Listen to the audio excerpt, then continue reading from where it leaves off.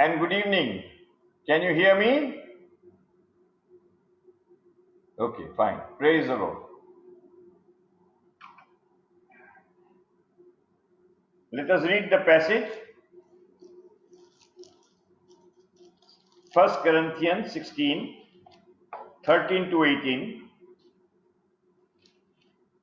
1 Corinthians 16, 13 to 18. Let us read it alternately. Verse 13. Watch ye, stand fast in the faith, quit you like men, be strong. Let all your things be done with charity. I beseech you, brethren, ye know the house of Stephanus, that it is the first fruits of Achaia, and that they have addicted themselves to the ministry of the saints. Verse 16. That ye submit yourselves unto such, into everyone that helpeth with us and laboureth. I am glad of the coming of Stephanus and Fortunatus and Achaicus, for that which was lacking on your part they have supplied. Verse 18. For they have refreshed my spirit and yours. Therefore acknowledge ye them that are such. May the Lord bless the reading of His word and add blessing to it, and may He speak and only Him be heard in our midst tonight. Let's pray. Gracious, loving Heavenly Father, King of kings and God of gods and Lord of lords, Lord, tonight we have come to hear you. We have come to listen to you, not any man, not even the voice of a man, but only the voice of the eternal God, who has loved us according to Jeremiah 31:3, and also the verse that our brother read from Psalm 4:3, that you have chosen us for yourself, O Lord, so you will hear our prayer. So Lord, we thank you. Talk to us tonight, and Lord, make us and prepare us, Lord, your own, and let us be aware and conscious that we are yours and you are ours. Lord, may we understand the reality of the oneness that you have with us through your Son. This union, this communion, O Lord, which has lost its meaning because of so much that the enemy has done, and we, your people, have been lax and careless. So, Lord, restore us that unity, that union, that communion, that oneness that you have already established in your Son, in his finished work. We ask all this in the most highly exalted name of our Lord and Savior Jesus Christ, and all the saints would say Amen.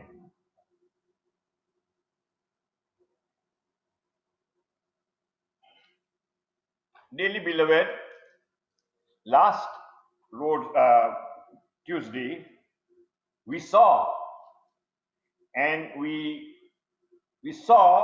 and especially we thought about, as the Lord gave us, stand fast in the faith. And then we saw that it is that belonging that the Lord is teaching us there through his servant, our dear brother Paul, that how there is a big, wonderful environment, wonderful concept of the free city that we saw, the free city of the empire, the free city of the empire. When an invader, when the emperor would go out and war against other nations, other countries, other regions in the world, he would conquer and make the people that are conquered slaves. They would be the slave people. They will not be given any benefit, any rights of the kingdom or the empire of that emperor. They would be the subject and they will pay the taxes, and therefore the tax collectors in Israel at that time were very much hated by people because it was a forced taxation. But the free city was granted all the rights and all the benefits of the emperor's own household, the emperor's own city, the emperor's own country. So, dearly beloved, here we have to understand that we are the people that we have been won by the love of the Lord Jesus Christ. That is wonderfully it is shown. And dearly beloved, he has granted us as a free city, the free citizens of the free city, the New Jerusalem, which we are the citizen of. Remember one thing I emphasize by God's grace. We have only one citizenship, one and only one sole citizenship, and that is the heavenly one, and we belong to the New Jerusalem. We have no other citizenship as such. We may belong to this earth. We may have the naturalization in United States of America, but we belong wholly, completely, not the day we became the believer, but we have been chosen in the beloved Jesus Christ our Lord from before the foundation of the world. And so he has been always thinking about us, and he has been wonderfully working at it, that when the time would come, he has, Colossians chapter 1 verse 13, that he has translated us, delivered us from the power of darkness, and had translated us into the kingdom of the Son of his love. In the original, it reads, into the kingdom of Son of his love. Dearly beloved, we must understand the word, which is very little word, into. Into is a very different preposition. In and into are different. We live in America. We work in America. We sleep in America. We eat in America. In. We go to New York in America. We are there and there. But when, just one example, when a person, there is a swimming pool, and a person he wants to jump and take the benefit of that swimming pool water, it is like that. The man jumped into the water because the medium changes. The medium, first medium is he is in the air. But the next medium after he jumps into, the medium is water, dearly beloved. It is entirely different from air. Much more than that, he has translated us into the kingdom of the Son of his love. Mark the word love. This is the kingdom of the Son of triune God's eternal love, dearly beloved. And so, this citizenship that we have, this free city that we are in right now, God wants us, dear brother Sudhir, talk about it this last Lord's Day in the exhortation that the promised land and all the benefits of the promised land are the internal Christ, Christ who is in us right now, and how we can enjoy him and how he should be our testimony. That is, we must be so much crucified by him.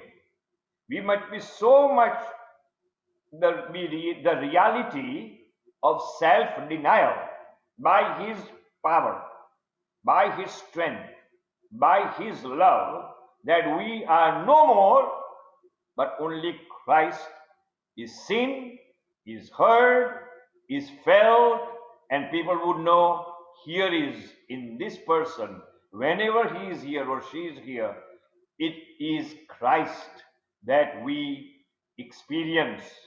And that person, we must all experience Christ 24/7. Dearly beloved, this now we have to understand, we have lost the very meaning of belonging. This belonging, let us understand, it's very simple. It's very, very simple. But we have lost the meaning, and therefore, even when we speak about it, people who have not had this, dearly beloved, this to be the experience in their life from their birth, it is difficult for them to understand. We come from India, and when we were born in our family in India, we used to go every morning, leaving the house for school, leaving the house to play with friends, leaving the house for work, job, but the home never left the person. He was always home. Do you understand that? I know Brother Paul Thangavelu, Brother Sudhir, Brother Reginald, they understand this. Yeah, right, brother? Right, brothers? We went, but we always had the home in us. The trouble in modern life is this, that the life has become compartmentalized. This belongingness, we leave home and that home no longer belongs because we are sold. We are sold. Our soul is not in the home, dearly beloved. Whereas in the good old time, we were home all the time. And so, dearly beloved, let us remember now that we are home in Christ Jesus because God, in his almighty power, has drawn us out from the kingdom of darkness, and he has already translated us, transferred us, soul, spirit, and body into the kingdom of the Son of his love. Now you would say, what has this got to do with the passage that we are studying? Dearly beloved, here is a very great, this passage, this verses 13 and 14. Paul, being a scholar, I think he was a PhD of those times in Gamaliel University in Tarsus. So when he writes, do you see any peculiar in these two verses? Anything peculiar? Can you see something peculiar when you read this? See, I'm reading it. Watch ye, stand fast in the faith, quit you like men, be strong, let all your things be done with charity. Now I'm going to read the verse 15. I beseech you, brethren, ye know the house of Stephanus, that it is the first fruits of Achaia, and that have addicted themselves to the ministry of the saints. One word which is in the 15th verse is not found in the 13th and 14th verse, which should be there. Can you find it? One word which is in 15th verse, which is not there in the 13th and the 14th verses. Okay. Can you find it, dear ones? Addicted. Can you find it? Okay, dear ones. Let us understand. This passage is, I will not say the technical term, it does not have end. See? Watch ye, then and stand fast, and quit, and be strong, and let no. There is no end in it. Why? Why there is no end in it?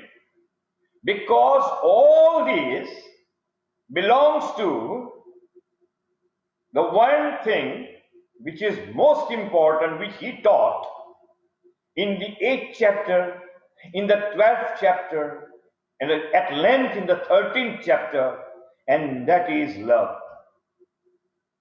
Read it. Let all your things be done with love. Charity means love. Let all your things be done. All your things. That is watching, standing fast in faith, quit like men, be strong, and all these in love, dearly beloved. Now, when we think that we have to do all these things with love, in our human mind, in our human way, we would say, well, tomorrow, from now, this next moment, I will love God. And in loving God, I will love my wife. I will love my children. I will love my friend. I will love my boss. I will love so and so elder in the church. I will love everybody in the church. I will do this, I'll do that. Dearly beloved, it's not that. You'll be surprised. You'll be surprised. It's not that. It's not what you and I decide. No, dearly beloved. It's not that. But we saw in the 13th verse of the first chapter of Colossians, the Son of His love. The Lord Jesus, the Son of God's love, the love of God the Father, love of God the Son, love of God the Holy Spirit, that is to say, the one true God and His love, dearly beloved. And so, this freedom, this free citizenship of the free city that belongs to the empire of God, dearly beloved, this is the empire of God's love. And you and I are brought into this love that God is. Now we understand. 1 John chapter 4 verse 8 says, the one who does not love knoweth not God, for God is love.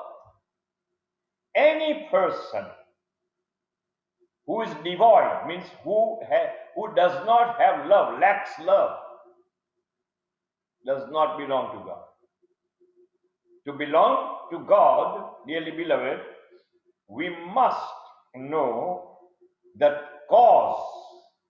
The cause is God who is love. For God is love. It is not said God is love.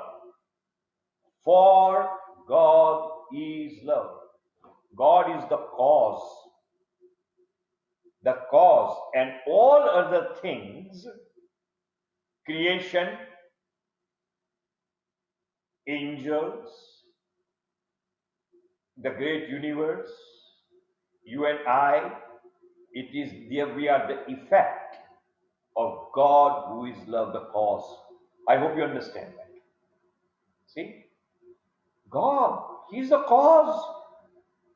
And Saint Paul, Brother Paul, by the Holy Spirit says, do this, live this, step aside, don't try.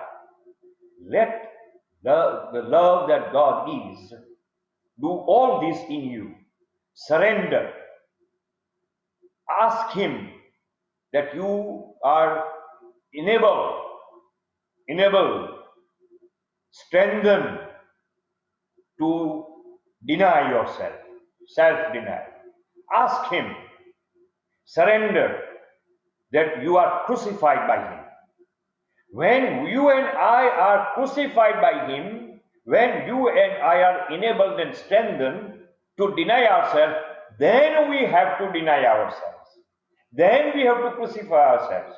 For that you have to understand the chapter 5th of Galatians and chapter 6th of Galatians. So this is the homework the Lord is giving you. Understand that we are crucified. We are crucified with Christ. 2:20. We are this, that.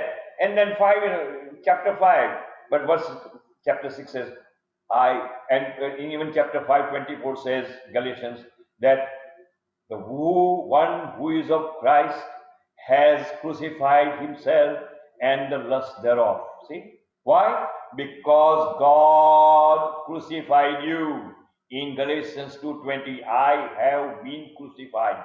That is, I did not do it. God did it in His Son, bringing me in Him. See, I am crucified with Christ. Nevertheless I live, yet not I, but Christ liveth in me. And the life which I now live in the flesh, I live by the faith of the Son of God, who loved me, once again loved, and gave Himself for me. I am crucified with Christ. I did not do it. This is the passive voice. The passive voice means, I am crucified with Christ by God's eternal purpose, by God's eternal doing, by God's eternal function in His Son, in the complete work of His Son. And therefore, Galatians 5:24, dearly beloved. Therefore, Galatians 5, and they that are Christ have crucified the flesh with the affection or lust and lust. See, when this enabling is done by God in us, then we work it out, dearly beloved. Work out your own salvation with fear and trembling. We know it very well, dearly beloved.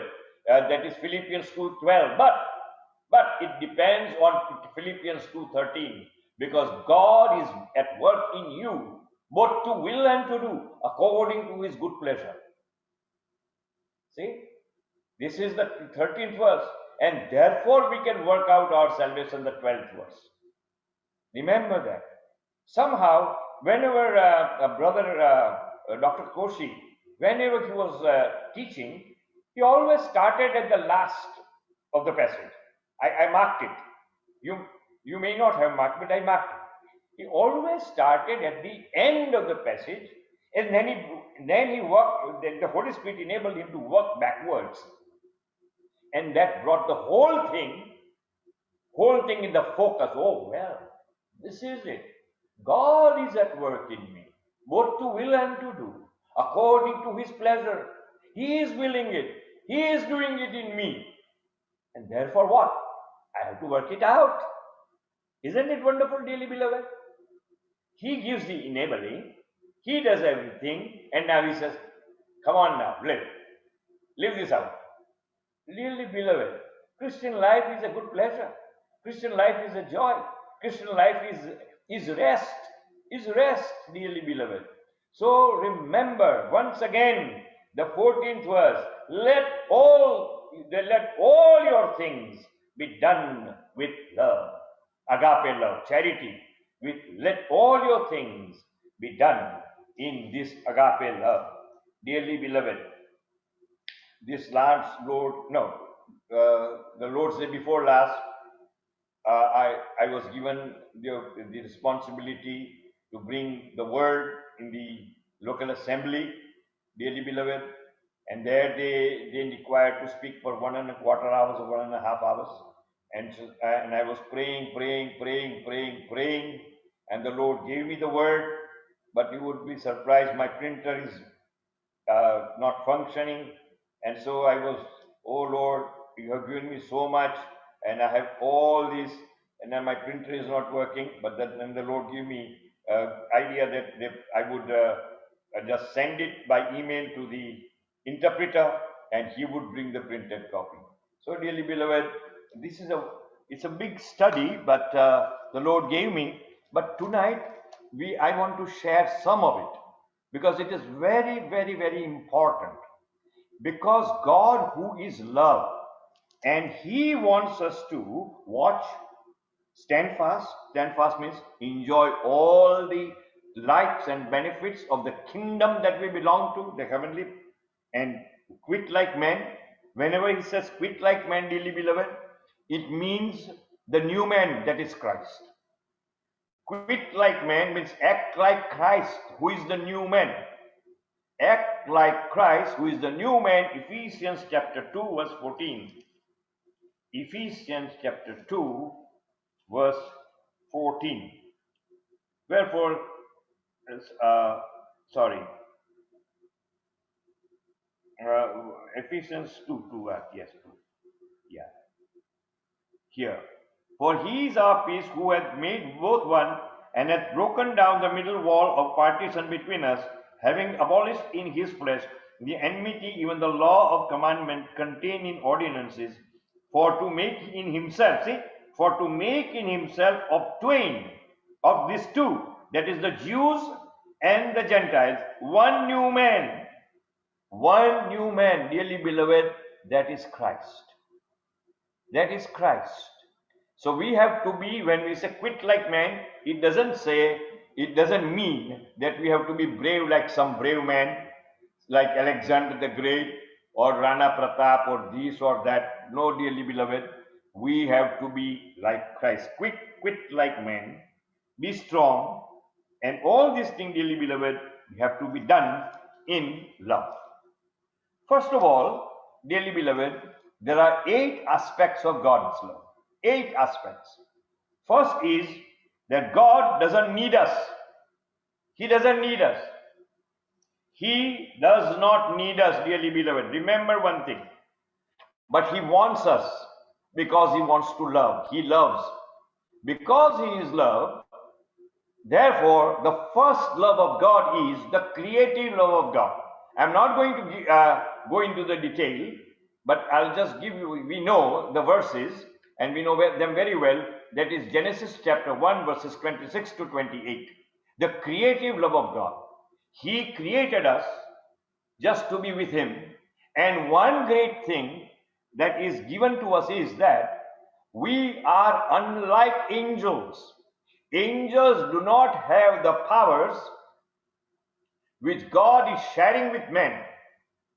The very character of God, the very attributes of God, the very characteristics of God, God is sharing us with us in creation. He has made us like Him so that we can have fellowship with Him, dearly beloved. God cannot have fellowship with angels, dearly beloved, because they are not in His image and in His likeness, dearly beloved. We are made in the image and the likeness of God. So this is the first of all. It is the creative love of God.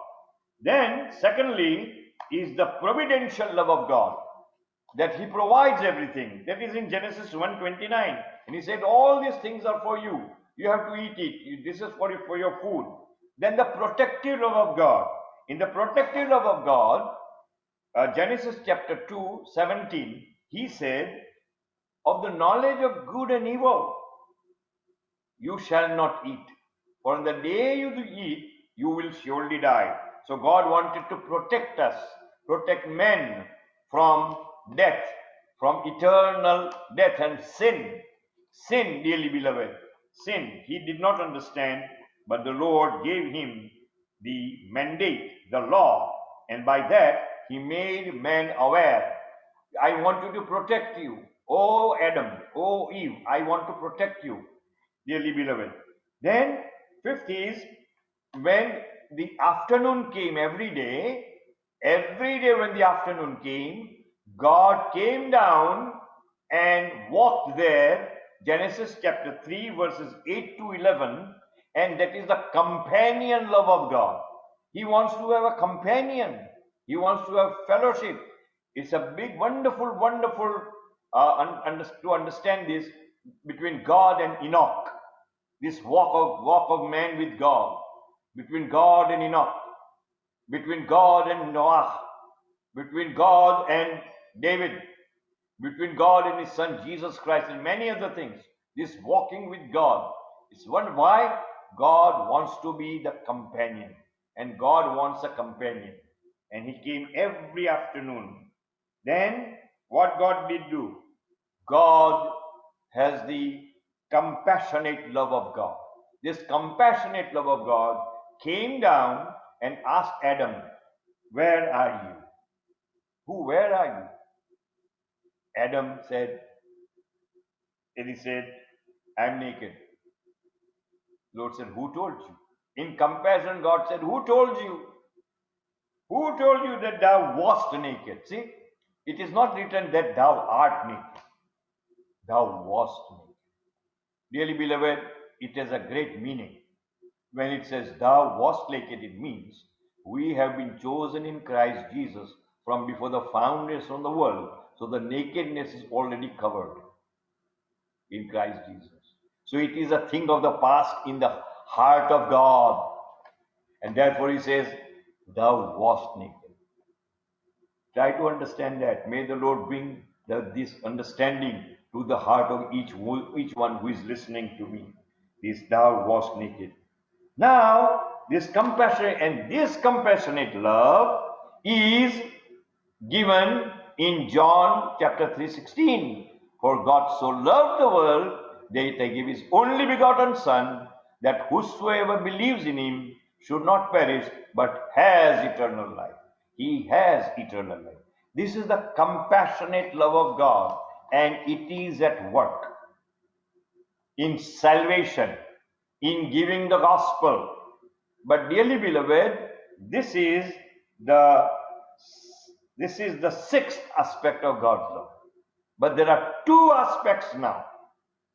Two aspects of God which the Lord has been emphasizing, putting all the weight that man would understand.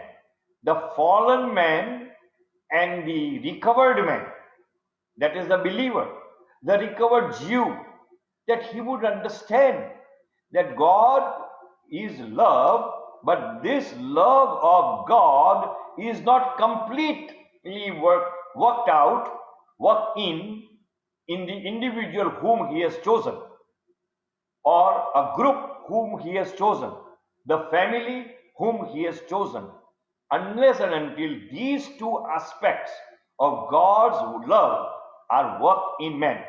The first aspect is this, dearly beloved, Ephesians 1, 4 to 6.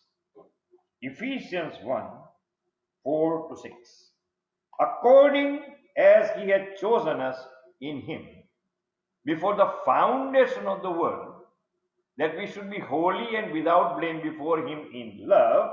Verse 5, having predestinated us unto the adoption of sons, not children, dearly beloved. The real word there is sons, by Jesus Christ to himself, according to the good pleasure of his will. Dearly beloved, this is God wants to approve us just like his son. So this is the approving love of God. Dearly beloved, before we are raptured,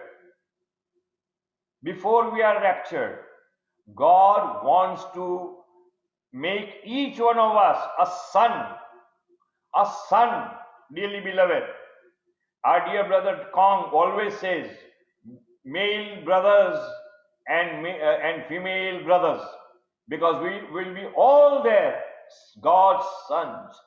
And He wants us, each one of us, to come to this, dearly beloved, internally in experience. He wants each one of us, once again, we are the citizens of the free city. And there we have to stand, as it is said, in all its benefits and rights. And that citizenship, dearly beloved, is the sonship. And God wants to approve each one of us as He approved His Son. He said to His Son in Psalm 2, "Today I have begotten you," dearly beloved. Today, when the Lord Jesus Christ completed all His work, He suffered, He prayed to God, and He became complete and perfect in His humanity. And He proved Himself. Jesus Christ proved Himself to be the Son of God, who He was eternally in 33 years of His life. Dearly beloved, this is the approving or approval love of God. This is, see, dearly beloved, this agape love. Do all these things in charity, with charity. See that verse, with charity. That is the agape love. This love is not a wishy-washy love. This is not a lovey-dovey love, dearly beloved, lovey-dovey love. No, this love is a firm, powerful, working, and making the chosen one just like Himself, dearly beloved, just like Himself. So this is why Saint Paul did not write any end in between, because this is a whole, and this whole is whole only in God, who is love, that agape. Unless and until we understand the wholeness of it, the completeness of it, the character of God, who He is, love, dearly beloved, we will not. So what is it, dearly beloved? We will begin to understand, and we will grow in this knowledge of God all eternity. All eternity. But He wants each one of us to be approved as the Son Jesus Christ. To be, we know very well, and certain verses we can never put aside, like Ephesians 4:13, that each one of us has to come to the full stature and measure of Jesus Christ. This is the approval. See, let us try to understand. When the cross comes, when the cross has come, in time as God has allowed, cross first of all divided mankind into two: saved sinners, unsaved sinners. Saved sinners without life, that is dead, and saved sinners with life, dearly beloved, just living sinners.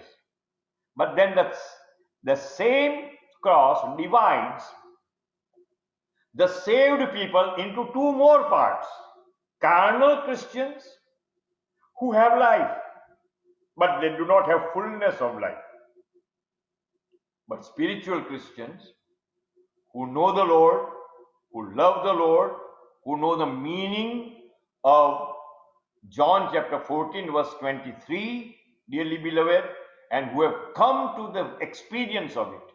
John 14:23, Jesus answered and said unto him, "If a man love me, he will keep my words, and my Father will love him, and we will come unto him and make our abode with him." Dearly beloved, He wants to, from approval, love, He wants to come to this level in my life, in your life, right now, dearly beloved. Right now He wants to come to this level, and that level is the rewarding love of God. The eighth aspect of God's love is the rewarding love of God. And God cannot give any more reward, any better reward than himself. What is the best reward? Dearly beloved, God himself with us, in us, around us, and making an abode with us, in us, dearly beloved. Try to understand. And therefore, St. Paul writes very wonderfully here, not using the word ampersand, that is end. No ampersands, no ends in between, because this is a whole thing, dearly beloved. Even in chapter 8 of 1 Corinthians and chapter 12, he says, I am going to show you a better thing, dearly beloved. And he showed that, dearly beloved. So let us try to understand. May we understand this fact that God, who is God, he really wants to, he loves us, and therefore let all your things be done with charity, agape love. And now let us turn to Jude chapter 20, Jude verse 21. Jude verse 21.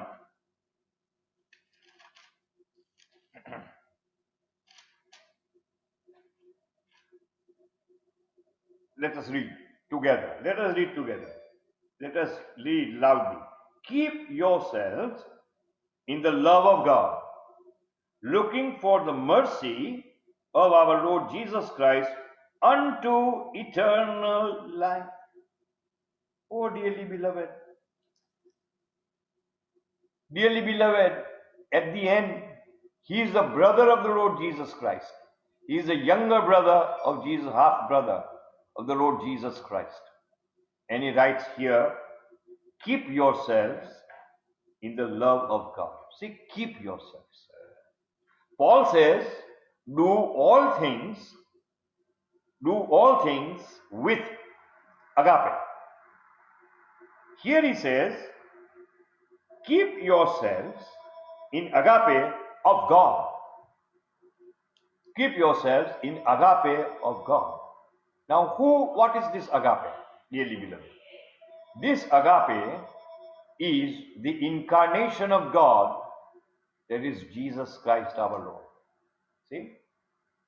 When we are born again, and when we praise Him and worship Him, God for creating us and creating us to want us for Himself, then everything, and compassionately He came and died and made us new creation, dearly beloved. Created first, and then in compassionate love, He created again newly in His Son Jesus Christ. And then He gave us His life. He is our life, dearly beloved. Colossians chapter 3, 4, I think 3:3. Colossians 3:3. God, for ye are dead, and your life is hid with Christ in God. And verse 4. When Christ, who is our life, shall appear, then shall ye also appear with Him in glory. Christ, who is our life. See, dearly beloved, so here when he says that keep yourselves in the love of God, that is, be in Christ 24/7 in experience, not in prayer only, not when you read, when I read the word of God. No, this should be experiential. This must be the experiential. And in the good old days, they use the word experimentally. Experimentally, we must. Now, what does it mean, dearly beloved? There are wonderful things that God wants in these last days. One, He wants us to be aware that we are this in Christ Jesus. All this that we have discussed, we have to be aware all the time. When I said that this oneness, this union with God, this communion with God, when you left the house to play with friends, when you left the house to go to school, when you left the house, the home to go to work, the home never left you. In the same way, more than that, dearly beloved, this was our experience in the mind and the soul. But we Christians, are given the living experience in the very heart that is our inner being, and that is, dearly beloved, that is, dearly beloved, Ephesians chapter 3, verses 14 to 19. Let us read that and understand. Ephesians chapter 3, verses 14. For this cause I bow my knees unto the Father of our Lord Jesus Christ. 15. Of whom the whole family in heaven and earth is named. See, once again, this is what we are. This is our home. This is all the time in us, with us, that He would grant you, according to the riches of His glory, to be strengthened with might by the Spirit in the inner man. See, this inner man, being with God, being with in the family of God, wherever he goes, wherever she goes, the believer, she and he, they are all, dearly beloved, we are strengthened with might in the Spirit, in the inner man, by the Spirit of God. This should be our moment by moment experience, moment by moment, dearly beloved. This must be our experience, because this talks about who we are. Spirit, soul, and body, who we are. We are in the family of God. We are in the love of God, that is Christ Jesus. And we are in the Spirit of God, who makes this reality in our life. And we must be aware of this, We must be conscious of this. And we must be enjoying it, dearly beloved, moment by moment. And when this is there, then the love of God, as we saw, God the Father and God the Son, they have come to that individual and they have made a home with him. A home, dearly beloved. See? And that never leaves that person. Never. This is the union. This is the communion. So one more step. What is it, dearly beloved? We have to grow in intimacy. We have to grow in intimacy with our Lord, in our Lord, to our God, dearly beloved. See, in our Lord, with our Lord, to our God, and in our God, because our life is hid with Christ in God. Our life is hid with Christ in God, dearly beloved. And this must be our home. You sang. I don't know why did you pick up that song this evening. Oh God, our help in ages past. Because God is our. You read it there, and that is based on the 90th Psalm. That particular hymn that you sang. Oh God, our hope, home in ages past. Our hope for years to come, because He is our home, our dwelling place, dearly beloved.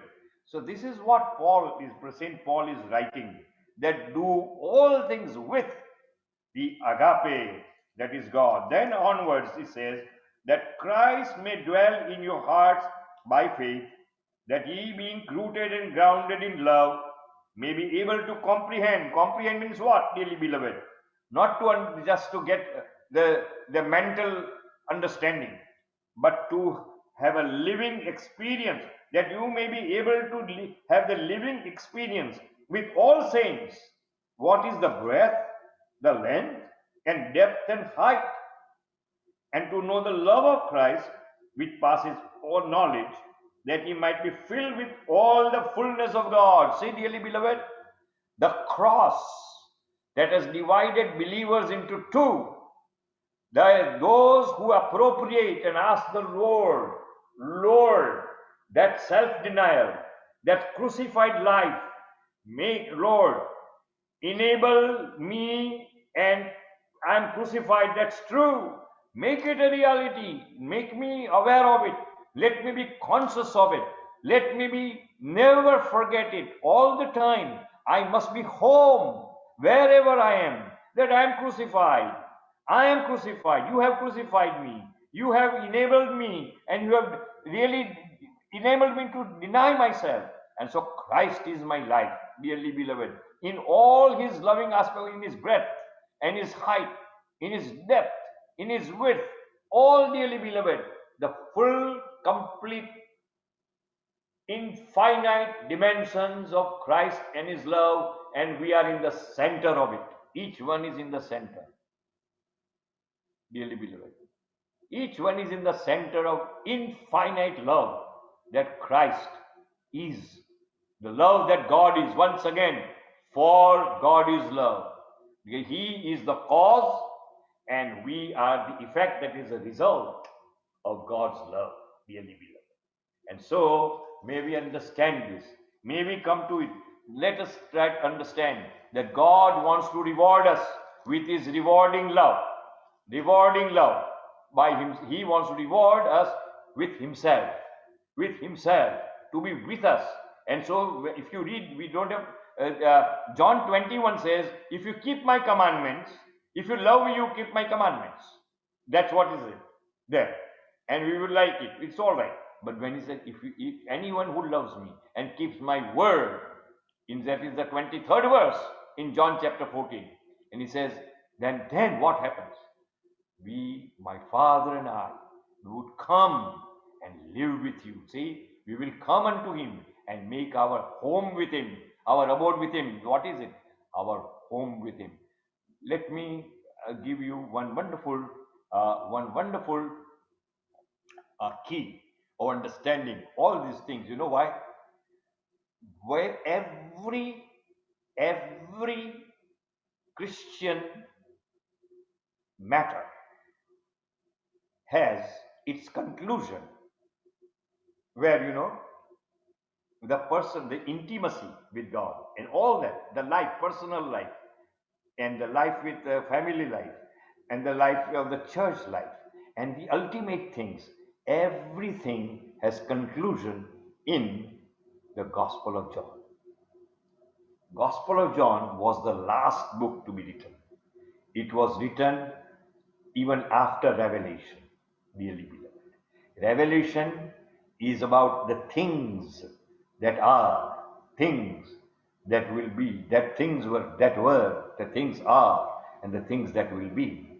But John is, in the beginning was the Word, and the Word was God, and the Word was with God, and we know that, the first word, never ending, infinite.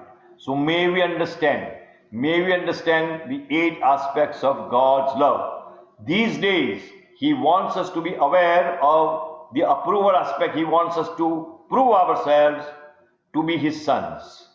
Secondly, he wants to reward ourselves with himself. May the Lord grant us deeper understanding, and more desire to be intimate with him, to be aware of this fact. Amen.